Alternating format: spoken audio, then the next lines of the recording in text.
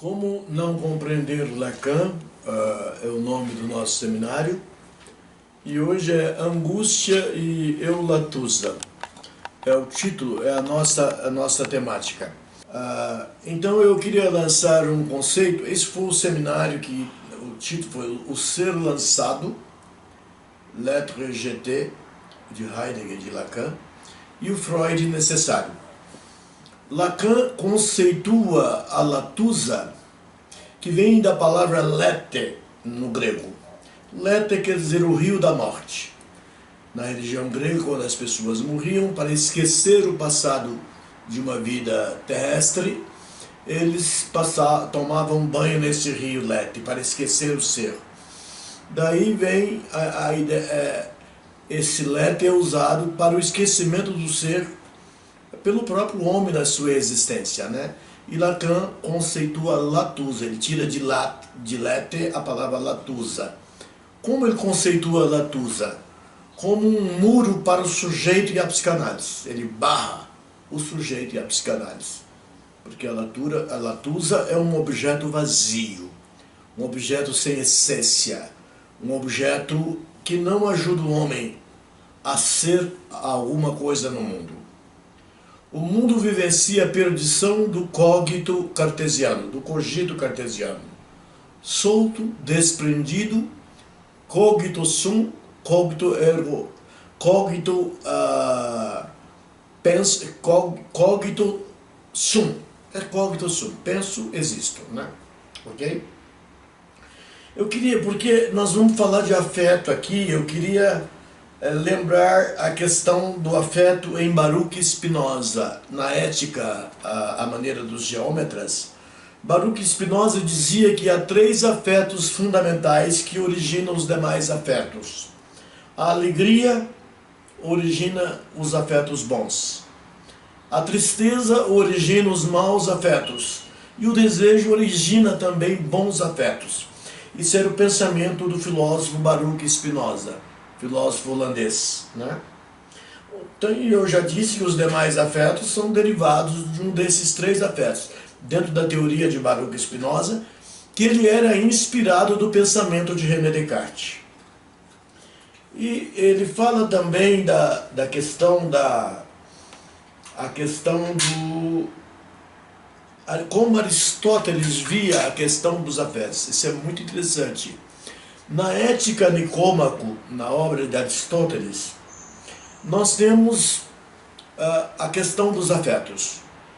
Aristóteles diz: a coragem é um afeto, a covardia é um vício, porque falta de coragem. E temeridade, excesso de coragem, é um vício também.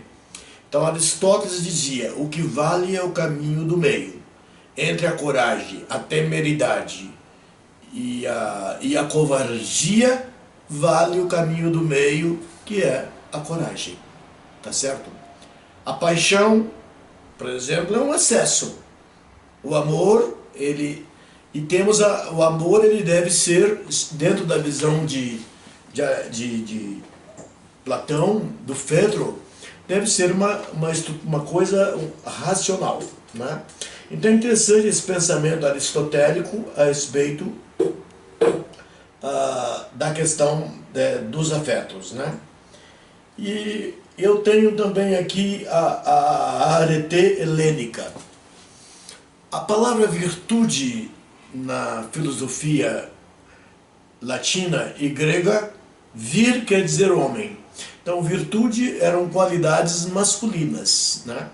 Agora, para os seres humanos em geral, os gregos usavam a arete, a excelência geral que valia para todos, tá certo?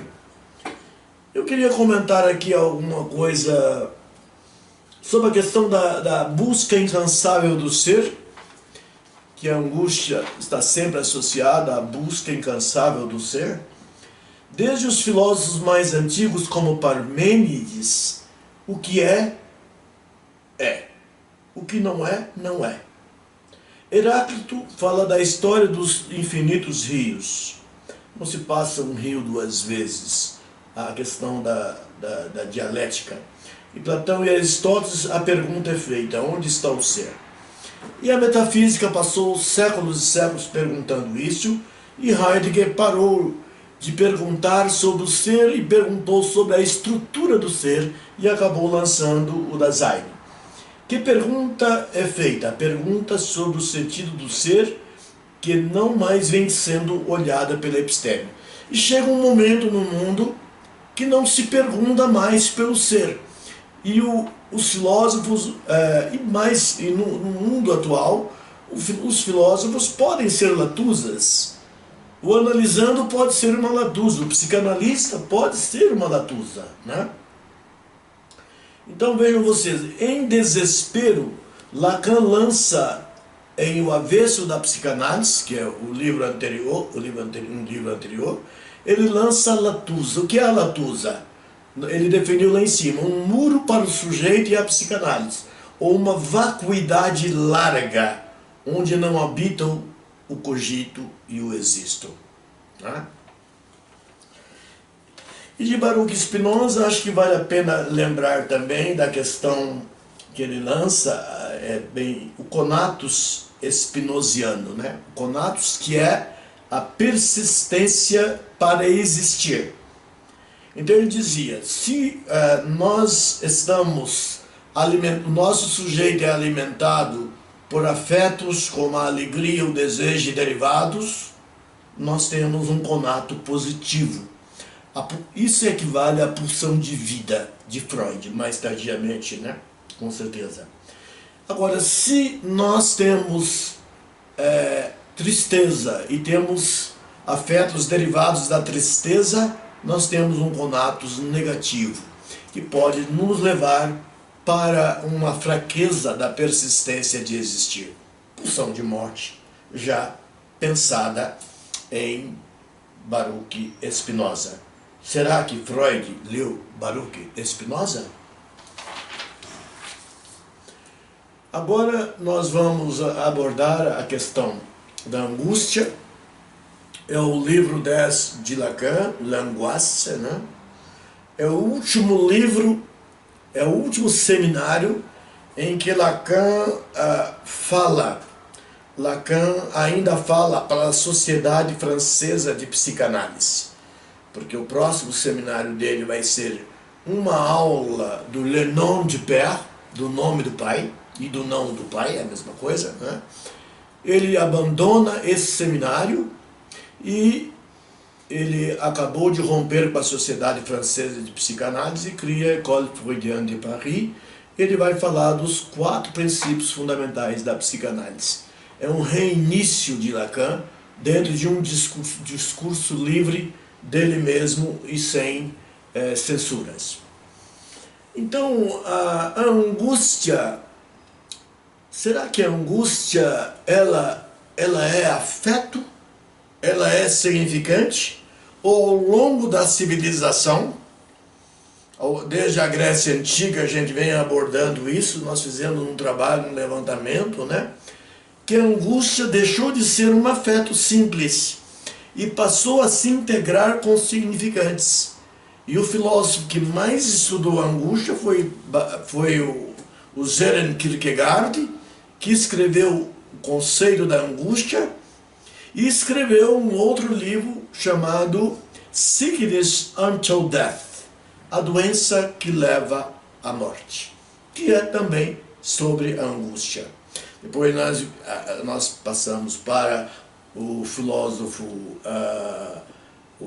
Martin Heidegger, com a obra Ser e Tempo. Ele fala da questão da angústia. Depois passamos para Sartre, enfim, e a psicanálise se aprofundou na questão da angústia, né? Inclusive nós estudamos a palavra angústia, como ela é apresentada em todas as línguas ocidentais, como sendo a mesma coisa, a mesma palavra, né?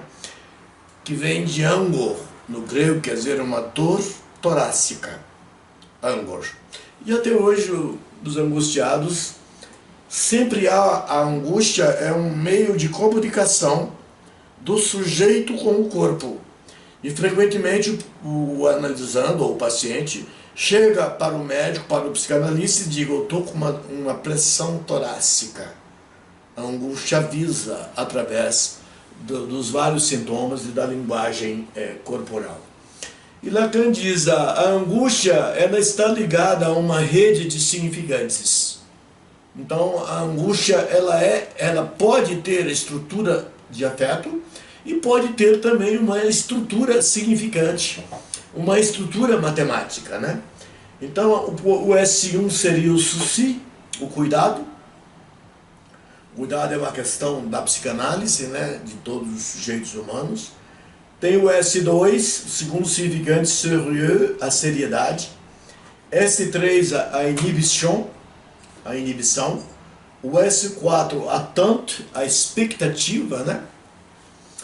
S5, o sintoma.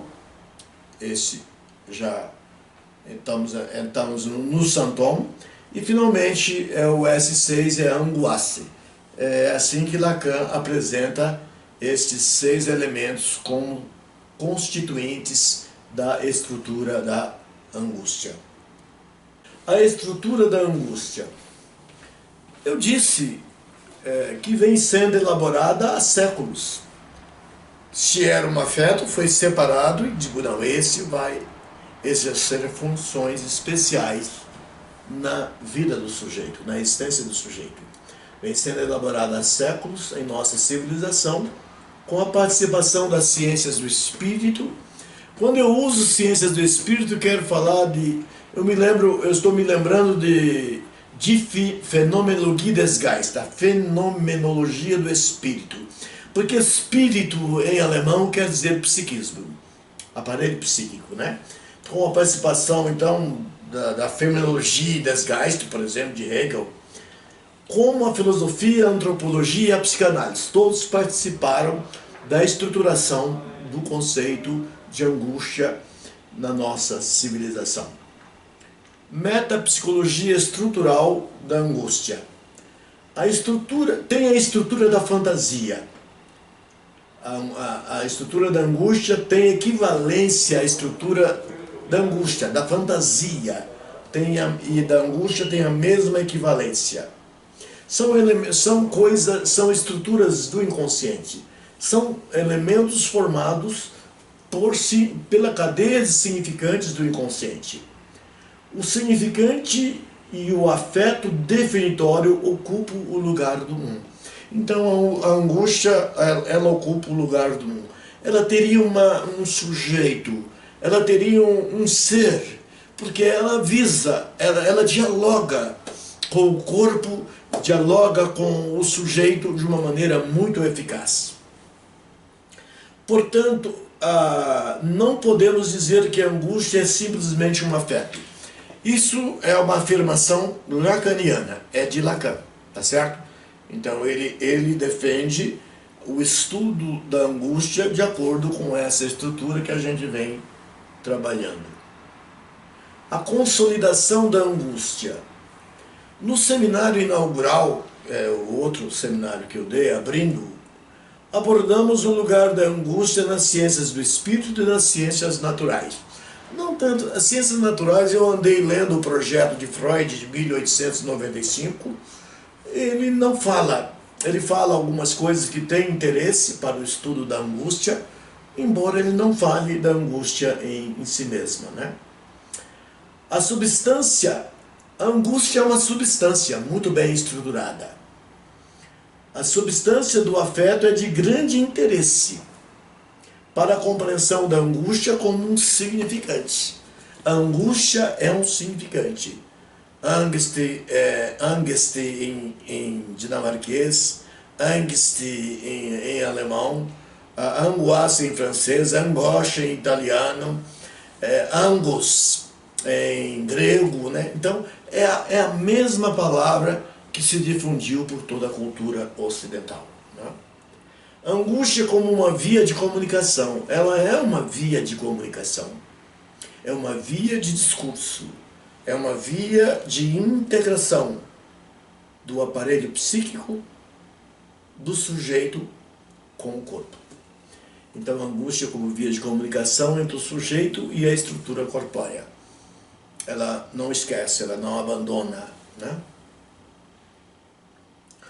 A relação do eu com a angústia. Interessante isso aqui. Não estamos tratando de um afeto perdido, mas transformado. É um cogito.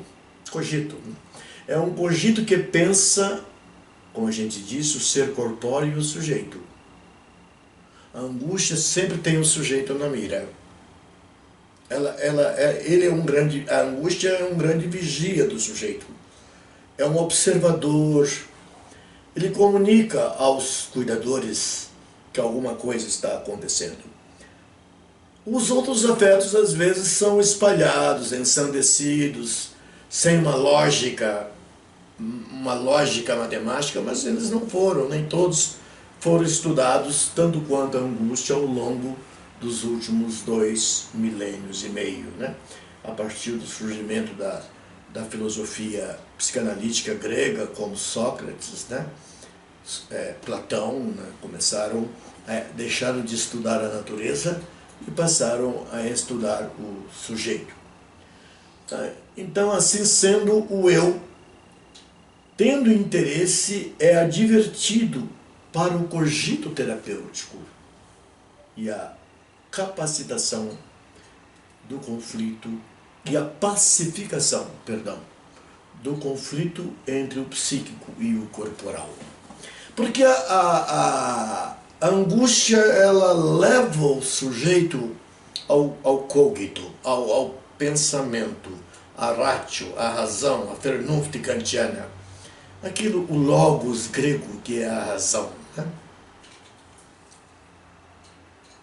Filosofia existencial. A filosofia existencial pode ter um eu excluído do saber do sujeito do inconsciente. E talvez aqui nós estamos pensando um pouco no filósofo dinamarquês, que escreveu uma obra muito interessante, chamada em inglês de Sickness Until Death, a doença que leva à morte. Foi traduzida para a língua portuguesa como o desespero humano.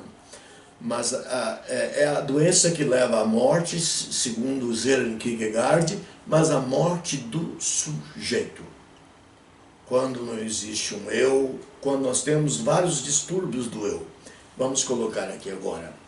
Então a filosofia existencial pode ter um eu excluído do saber do sujeito do inconsciente, né? Um eu que não sabe nada. O sujeito não sabe que tem um eu. Isso é Kierkegaard que fala no seu livro A Doença que Leva à Morte, né? O sujeito não tem um eu. Ele vivia preocupado porque ele era oprimido, ele era filósofo e era para ser pastor luterano, oprimido pela religião, com uma estrutura monocrática que não deixava o sujeito respirar. E ele queria ter um eu, ele queria ser um sujeito único, não? Esse filósofo, e ele nem sempre ele dava conta, né? Tanto que ele criou as chamadas 3 fases da existência humana: a fase estética, o estádio estético, o estádio ético e o estádio religioso. O estético é o estádio do prazer, o ético é das regras normais da vida, e o religioso foi em que ele se rebela contra Hegel e contra a religião luterana da Dinamarca, e é no estádio religioso que ele adquire a sua unicidade, a sua singularidade, que ele pode ser ele mesmo, né? Ele pode ser ele mesmo. Temos também um eu não requerido e não reconhecido pelo sujeito. O sujeito não quer ter um eu. Ele coloca no livro A Doença que Leva à Morte, né? O sujeito não quer ter um eu. Isso é uma coisa que a gente vê no dia a dia. E temos os casos em que o sujeito quer ter um eu, que reconheça o cogito ergo sum. Ele quer ter um eu, mas não tem um eu, né? Mas nós sabemos que a latusa lacaniana está aí no meio, né? Que é o muro que impede o sujeito humano de conhecer seu próprio ser e o ser dos outros no mundo, né? Quando eu escrevi eulatusa, eu em grego quer dizer o que é melhor. Eu, melhor. Eudemonia, demo, eudemonia. A felicidade em grego, né? Então a eulatusa seria uma latusa melhor. Uma latusa que tivesse alguma essência. Não. As pessoas gostam muito de ir aos shoppings comprar objetos inúteis, né? Comprar objetos inúteis. Ou às vezes fingir que faz uma psicanálise e não faz, né? O analista às vezes aceita essa simulação e eles ali também são latusas, que vêm de lete, são objetos vazios, que não ajudam a busca e a construção do ser do homem no mundo, né? O ser do homem no mundo, o ser do sujeito, né? Essa é a grande militância da psicanálise, da filosofia, né? As estruturas clínicas. Bom, as estruturas clínicas nós já sabemos que elas, a angústia aparece nelas, né? As estruturas clínicas conduzem às várias formas de cogito e angústia. Se eu falo do psicótico, o psicótico tem um cogito delirante, alucinatório, sim, tem angústia. O exemplo é o presidente Daniel Paul Schreiber, que foi internado com o Dr. Flechsig. Antes teve 2 internações e teve uma terceira, quando ele foi nomeado presidente do Supremo Tribunal do Reino de Saxe, né?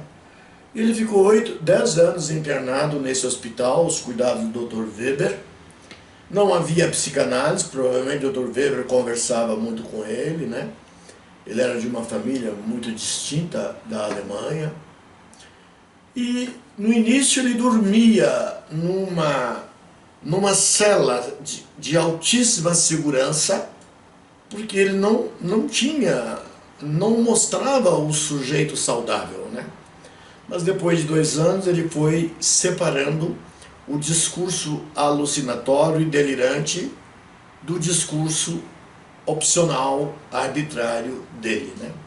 Que nós chamamos de estabilização do quadro psicótico. Não havia tratamento nenhum. E ele chegou ao ponto de jantar com o rei, convidados do médico Dr. Weber no hospital, em que ele falava de cultura, filosofia, civilização, mas os pensamentos delirantes dele, o cogito delirante dele, ele dominava muito bem e deixava de lado. Ali de lado, porque ele só conversava sobre isso quando o médico pedia para se falar sobre o assunto. Então nós não devemos ter preconceito contra o pensamento, o cogito delirante. Não. O cogito alucinatório, também não. O grupo kleiniano da Inglaterra, tendo o Dr. Bion na frente, eles trataram os psicóticos, atendiam os psicóticos, e os resultados eram considerados maravilhosos, né? Considerados maravilhosos. É que os psiquiatras têm medo dos psicóticos até hoje, né? Analistas às vezes têm medo de analisar um psicótico. Não pode. Não pode ter esse medo, né? Porque ele tem um cogito diferente, um pensamento, uma maneira de pensar diferente. Porque é a única maneira que ele encontrou para defender o ser essencial dele. E nós temos o nosso discurso considerado normal, que é a maneira que nós encontramos de defesa do nosso ser essencial. Ok? Então vejam vocês, nós temos as 3 estruturas básicas: a estrutura neurótica, né? A estrutura neurótica, cuja representação mais clássica é a histeria, né? onde nós temos aí um problema no complexo de Édipo, né? Normalmente alguma problemática, algum sintoma no complexo de Édipo, alguma coisa que não ficou bem resolvida. O complexo de Édipo está lá, mas está mal resolvido. Isso aconteceu com Freud. Ele tinha um complexo de Édipo não bem resolvido, que ele resolveu na sua autoanálise após a morte de Jacob Freud em 1896. Então vejam vocês, temos a estrutura neurótica, temos outras neuroses, né? E temos as questões existenciais, que nós não definimos claramente de que se trata, né? Temos a estrutura perversa, a Verleugnung, a denegação, a mãe tem que ter pênis, é assim que começa a estrutura perversa. E a estrutura psicótica, a reclusão do nome do pai, em alemão, Verwerfung. O pai é recusado, como nome de pé, o não do pai e o nome do pai. Há essa recusa do pai, né? Ou porque ele sumiu, ele não existe, ou porque ele não exerceu essa função, ou porque ele foi um pai tirano, não foi o mestre, le maître, como Lacan dizia, le maître châtré, o mestre castrado. O pai é um mestre castrado que vai fazer a castração, um elemento que causa angústia. Vai fazer a castração de maneira diplomática, discursiva, serena, né? Não se usa violência para fazer a castração de um Édipo num menino ou numa menina. Não se faz isso, né? Então a estrutura psicótica, onde nós temos as psicoses, que tem uma relação, que Lacan e Freud relacionou com a foraclusão do nome do pai, com a Verwerfung, e Melanie Klein relacionou-se com a mãe, na posição esquizoparanoide até os 6 meses, a partir dos 6 meses a posição depressiva. Mas os elementos que poderiam levar a uma psicose estariam na posição esquizoparanoide, a posição de morte, as fantasias do seio bom, do seio mal, da mãe boa, da mãe má, né? Mas é claro, eu concordo com Melanie Klein. Melanie Klein não fez uma rebelião, eu diria, feminista na psicanálise. Ela mostrou que o pai, estando ausente, ele não tendo presença simbólica, a mãe vai exercer essas funções, né? Ela pode exercer essas funções, esses elementos psicotizantes da posição esquizoparanoide, mas na posição depressiva ela vai receber uma criança que já está mais no campo de aceitar um terceiro na relação, o complexo de Édipo, né? A questão da depressão, o arrependimento por ter atacado o objeto amado. Então a mãe passa a ser importante quando não existe simbolicamente a figura do pai, né? O sofrimento do paciente localiza-se mais no cogito ou na angústia, né? É uma pergunta que nós podemos fazer. Não acredito que seja... Às vezes eu penso que a angústia seria o maior sofrimento, mas chegou uma paciente aqui muito angustiada no sábado passado. Bom, mas o que é que você sente? Ah, estou sentindo uma dor no tórax, uma compressão terrível, que vai me matar. E não era um problema cardiológico, era um problema psíquico, né? Então eu dei uma medicação, ela ficou boa, ela voltou segunda-feira para que eu a reexaminasse no sentido de, inclusive, fazer uma psicanálise, né? A questão do saber. Lacan, Lacan é um filósofo, né? Um homem brilhante. Ele dizia, tente compreender as coisas, mas não fique fixado demais. Não fique neuroticamente fixado em um conceito, em uma compreensão, porque aquilo pode mudar, né? E aquilo pode mudar. E Lacan, ele usa o conceito de verdade, não o conceito de verdade que é o conceito latino, mas o conceito de alectia, que vem do lete. do Letter. Letter é o esquecimento. E bota um A, você passa a lembrar. Alexia. Então, o próprio Martin Heidegger, em terceiro tempo, ele fala na Alexia, que é a verdade por lidando com camadas. Da Alexia, você vai conseguindo construir uma verdade. Não uma verdade como era na Civita romana, uma coisa autoritária, muito esquisita. Eu prefiro a palavra Alexia, é mais simpática, né? As camadas que podem ser tiradas e o desvelamento gradual e construir uma noção de verdade mais saudável, né? Então eu não sabia, ele não sabia, mas a angústia sabia e falava, não é? Aqui nós temos os 4 discursos de Lacan. Para os novos, é importante a gente relembrar. O U é o discurso universitário, daqui, onde nós temos o S2, representa o saber, temos o A, que é o objeto pequeno a, é o mais de gozar, né? E temos o S1, que é o le nom du père, né? O significante fundamental de o nome do pai ou o não do pai. E o S barrado, no discurso universitário, que eu estou olhando no U, né? Nós temos a questão da estrutura do inconsciente, né? Um sujeito que tem pré-consciente, que tem consciente e inconsciente, né? Temos o M, que é o mestre, o discurso do mestre, né? O discurso do mestre, onde nós temos S1, que é o significante fundante do nom du père, do não do pai, do nome do pai, né?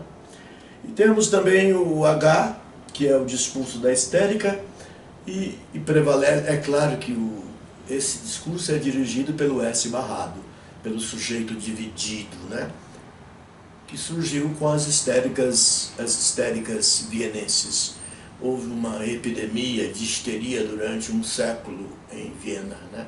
Principalmente quando apareceu a imperatriz Sissi, a mulher do imperador Habsburgo, né? Que era uma histérica muito grave.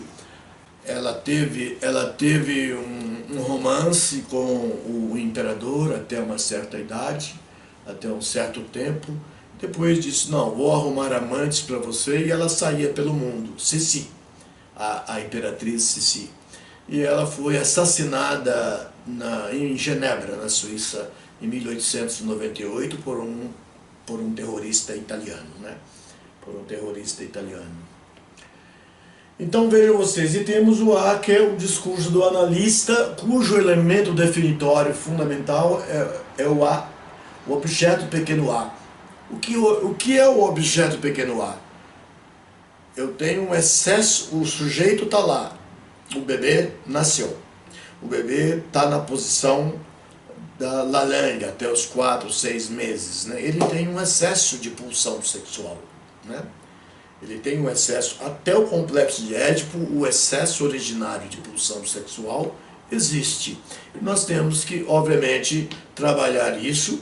Então, c'est la jouissance de l'autre, esse gozo do outro, a gente tira, castra, o mestre castrado castra, tira um pouco de pulsão sexual.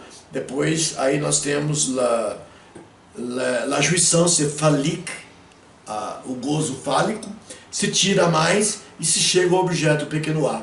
O objeto pequeno a, que é o pli de jouir em francês, é o pli de jouir, o mais de gozar, que é aquilo que sobrou de uma civilização psicanalítica do sujeito, tá certo? É o objeto pequeno a que representa o psicanalista, né? O psicanalista é aquele que foi normalizado na sua posição máxima possível, mas ele também pode ter angústia. Assim como o analisando pode ter angústia, e são angústias similares. Uma é transferência e outra é contra-transferência. E o analista deve, obviamente, trabalhar essas contra-transferências para que elas não se repitam, porque nós analistas lacanianos não gostamos de contra-transferência. Já os freudianos ortodoxos, os kleinianos aceitam a contra-transferência, mas nós não gostamos. Nós preferimos o desejo maravilhoso do analista. Um analista sempre desejante de ocupar o lugar do analista. A teoria analítica, só sei que nada sei, uma visão socrática, né? Eu só sei que nada sei. É mais ou menos isso que Lacan sempre faz, né? A teoria analítica tem um contato kantiano, sim, tem. Porque nós tínhamos Platão que falava na ideia, que a verdade, a realidade era a ideia. Um cavalo em si mesmo não era a verdade, a ideia do cavalo que era a verdade, né? Então, mas ele não falava da união da ideia com o empirismo. Já nesse contato kantiano, nós temos a ideia que se junta ao empirismo. Em Kant nós temos as ideias básicas do sujeito humano, da estrutura psíquica do sujeito, mas nós temos que buscar o conhecimento a partir de um contato com o mundo da experiência, ou o mundo empírico. E Kant é aquele maravilhoso filósofo que une o empirismo inglês complexo com o idealismo alemão e cria a fenomenologia, a filosofia fenomenológica, né? Em que se estuda o fenômeno e o número. O fenômeno é o que podemos conhecer e o número é aquilo que nós não podemos conhecer, né? Quer dizer que a psicanálise trabalha com a descrição do fenômeno, isso é Kant, né? E o número. Não se devendo esquecer que Kant aliou a ideia pensante com o empirismo. Isto é uma revolução na época, né? Porque os filósofos empíricos ingleses ficavam de um lado e os alemães do outro. Um com o idealismo, o outro com o empirismo, né? Aí temos a clínica estruturada por uma teoria de difícil universalização. Essa difícil universalização, eu estou me referindo aos diferentes povos do ponto de vista antropológico. Nós poderíamos dizer que determinados princípios da psicanálise podem ser universais. Claude Lévi-Strauss, o homem que deu a mão a Lacan, quando ele estava sendo expulso, quando ele estava sendo excomungado da IPA, ele deu a mão a ele para um retorno seguro a Freud, né? E ele assistiu à primeira aula de Lacan na École Normale Supérieure de Paris, na Escola Normal Superior de Paris, o Claude Lévi-Strauss. Ele dizia que não ia aos seminários dele porque ele era muito complexo, que não dava conta de entendê-lo, né? Que ele não dava conta de compreender Lacan. Aí Lacan dizia, não preciso me compreender, me interprete, isto basta. O analista é um interpretador e Lacan era também, além de interpretador, ele era interpretado, né? Ele era interpretado. Mas a questão, por exemplo, do incesto. O incesto é interditado em todas as civilizações, em todas as tribos, em todos os povos, nós temos a interdição do incesto, né? Isso a gente passou a ver na antropologia estruturalista de Claude Lévi-Strauss, né? De Claude Lévi-Strauss. Um grande antropólogo. Tivemos um Malinowski, é um antropólogo que vivia nos Estados Unidos, da linha funcionalista. Ele estudou os povos da Melanésia, os tobriandeses, e ele descobriu que se um marido deixasse a esposa e viajasse 2 anos, ele voltasse, tivesse um bebê, o bebê, ele era o pai, né? Então é uma estrutura. Então é claro que as normas, nós temos que olhar também a antropologia para nós vermos como lidar psicanaliticamente com o sujeito daquele povo naquela tribo, né? Eu acho que é importante que a gente tenha essa abertura antropológica. A angústia e a eulatusa.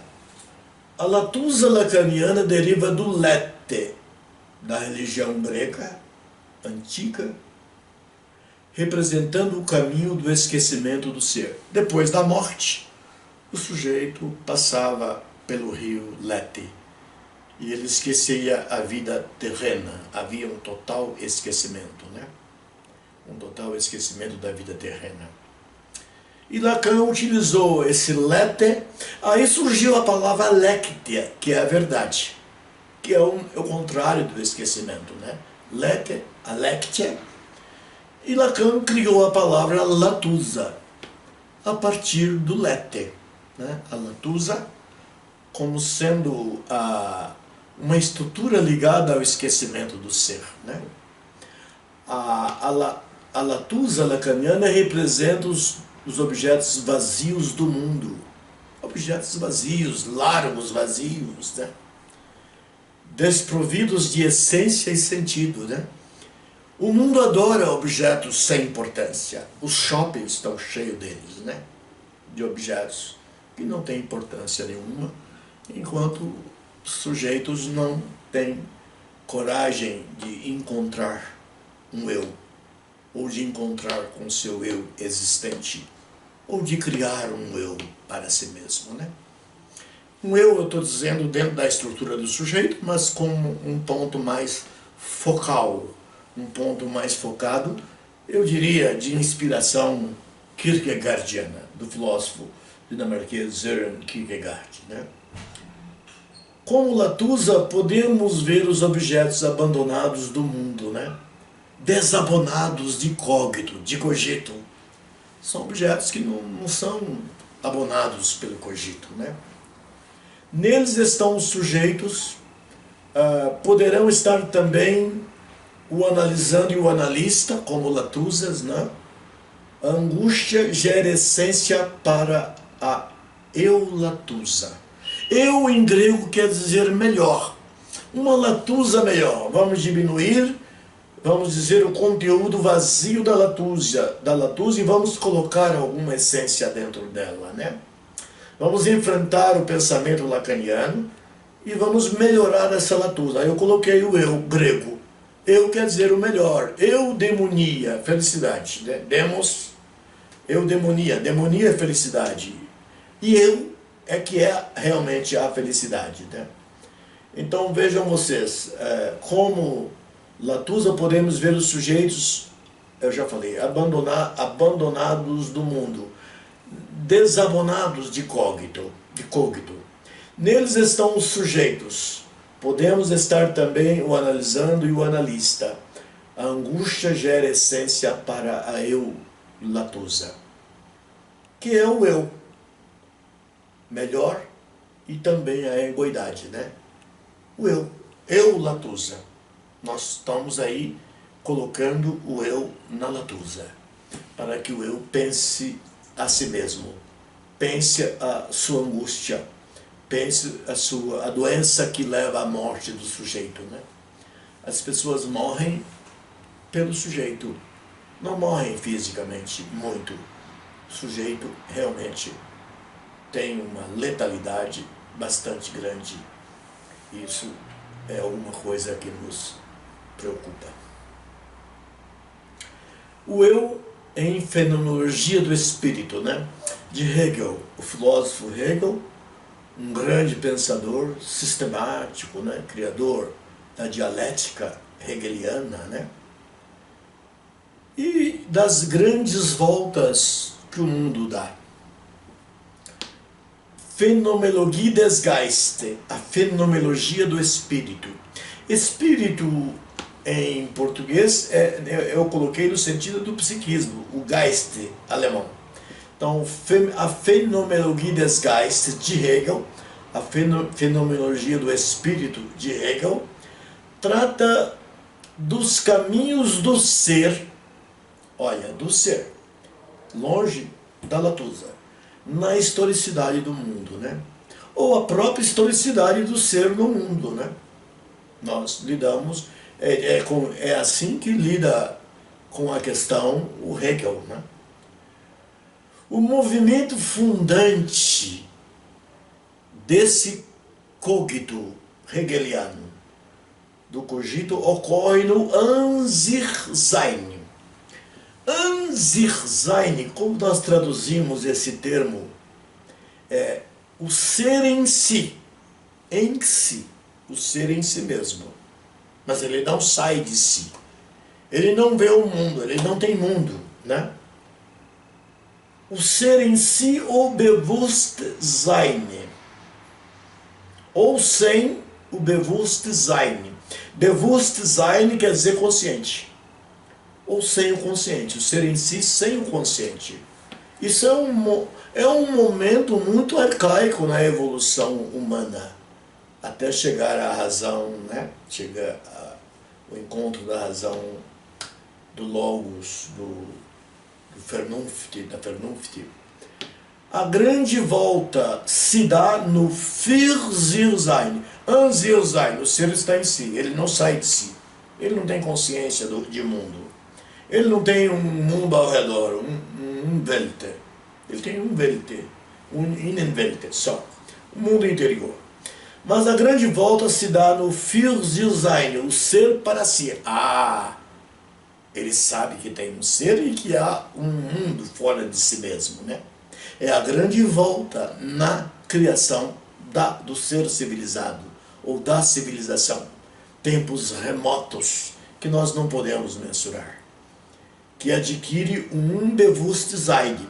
Então, esse ser para si já se reconhece, tem um Innenwelt, tem um Welt, ele tem o inconsciente, o consciente e o inconsciente, o Bewusstsein e o Unbewusstsein, que é o inconsciente. Então essa é a grande volta no pensamento hegeliano da trajetória da criação do homem como sujeito pensante, como sujeito cogitante, né? Essa foi a grande contribuição que nós poderíamos destacar aqui nesse momento, embora nós tenhamos grandes contribuições de Hegel para a filosofia. Enfim, nós sabemos que Hegel inspirou a direita e a esquerda hegeliana. Havia duas tendências, entre elas está Karl Marx como seu grande... Mas Karl Marx tinha pensamentos diferentes de tudo aquilo que se chama marxismo hoje. O pensamento marxiano é outra coisa. Lacan fala, vamos ver aqui o pensamento, a linguagem de Lacan. Em Hegel, o outro é aquele que me vê. Lacan diz que em Hegel o outro é aquele que me vê. Que me vê me vê do sentido de que eu não sou uma latusa, de que eu sou um sujeito, que eu tenho um eu e que eu tenho uma essência, né? É nesse sentido, o ver, né? E é isso que por si só faz travar-se a luta, segundo as bases com que Hegel inaugura a fenomenologia do espírito, né? A grande obra, a obra fundamental do filósofo alemão, no plano do que ele denomina de puro prestígio. E é nesse plano que meu desejo está implicado. Então, Lacan estava implicado na fenomenologia do espírito e naquilo que eu citei antes, que é o An-sich-Sein e o Für-sich-Sein. O ser em si e o ser para si. Um ser sem mundo e um ser com mundo, né? É nesse sentido que ele está colocando a coisa, né? Determina por prestígio e é nesse plano que meu desejo está implicado. Para Lacan, porque Lacan é analista. O outro existe como inconsciência. É o grande outro que ele cita como algo do inconsciente, né? O grande outro. Que nós, quando nascemos, nós já encontramos o grande outro, que é a mãe. O grande outro para criar a Lalang, né? Para nos dar a Lalang. E nós nos estruturamos como grande outro, né? Como grande outro. Estamos sempre estruturados com um grande outro que aparece na nossa linha, para a nossa estruturação a partir da infância. Para Lacan, porque Lacan é analista, o outro existe como inconsciência, como inconsciente, né? Um objeto do inconsciente, constituído como tal. O outro concerne a meu desejo. O grande outro está ligado ao meu desejo, porque o meu desejo é formado pelo grande outro. Qual é o grande outro? O mestre castrado. O mestre castrado que diz um não para determinados elementos da pulsão sexual arcaica, que precisa de ser diminuído e precisa de ser civilizada, né? Então vejam vocês, o outro concerne meu desejo na medida do que lhe falta e do que ele não sabe. É no nível do que lhe falta e do qual ele não sabe que sou implicado da maneira mais pregnante, porque para mim não há outro desvio para descobrir o que me falta como objeto do meu desejo. Então ele vê que o outro, o grande outro, que é representado, o grande outro por Mestre Barrado, né? Ele é na verdade ele que nos estrutura, né? Temos o grande outro materno, o grande outro paterno, significante do nome do pai, não é? Enfim, ou dois pais e uma mãe, enfim, nós temos grandes mudanças na noção de família no mundo ocidental. E a gente precisa de estudar isso do ponto de vista teórico e do ponto de vista clínico, com olhos abertos para um novo mundo que se descortina, para uma cortina que se abre de novos conhecimentos que nós temos que buscar. É por isso que, para mim, não só não há acesso ao meu desejo, como sequer há uma sustentação possível do meu desejo que tenha referência a um objeto qualquer. O desejo do sujeito não é referente a um objeto qualquer. Não, não é. E são os grandes outros que estruturam o nosso sujeito, né? É importante que se diga isso. A não ser acoplando-o, atando-o a isto. Aí ele coloca o S barrado, né? O sujeito barrado, que tem a barra, que expressa a dependência necessária do sujeito em relação ao grande outro como tal. Porque o grande outro é aquele que funda o inconsciente, funda o sujeito, funda o inconsciente, funda o pré-consciente, o consciente, né? O grande outro. É importante, há situações na clínica, principalmente no autismo, em que não há um encontro entre o bebê, a criança, o bebê e o grande outro. Há um desencontro, mas eles passam a viver um mundo interior muito poderoso. Mas devemos aceitá-los porque é uma forma de psiquismo, é também uma maneira de ser do sujeito, uma defesa que os autistas encontraram para conseguir estar no mundo e persistir.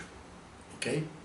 É isso que eu queria falar hoje e eu agradeço a presença de vocês, fico muito feliz.